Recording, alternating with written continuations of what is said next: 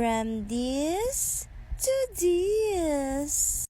Tara nga at samahan nyo ko na pumunta sa Ilocos Norte. Dahil nga trending yung boses ni Erica kung paano siya mag voice over, tara gayahin natin. At syempre, hindi natin magagaya yung boses niya kasi nga iba tayo. Parang ang bilis gayahin ng boses niya pero ang hirap talaga. At lumipad na nga ang aming team papunta sa Ilocos Norte.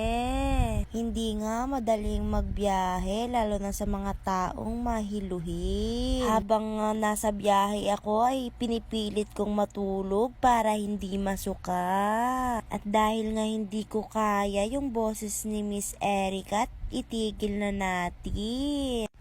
At dumaan na nga kami sa may Jollibee at nag-drive-thru na lang. Aba, napakahaba ng pila at hindi ko na nga na-videohan dahil nga hilong-hilo na ako. At dumaan nga muna kami sa may Lorenzo Cafe at hindi ko nga alam kung Lorenzo Cafe ba to ng Ilocos Norte dahil nga nahilo-hilo na ako at hindi ko na alam kung saan na kami napadpad. And as you can see naman, napakaganda at napakalinis ng paligid.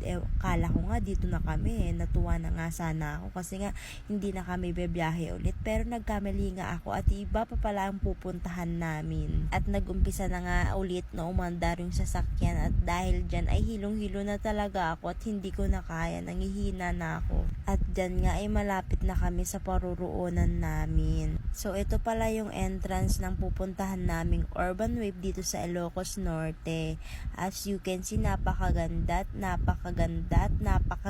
talaga. At hindi pa dyan natatapos dahil meron pa silang napakadaming swimming pool at ito na nga yung may pa-wave na parang nasa dagat ka. Shower na nga ako at lumublob na sa tubig at napakaganda din ng CR nila at hindi ko na na-videohan. Hanggang dito na nga muna yung video na to at magpapakasirena na naman ako sa susunod na video. Bye-bye!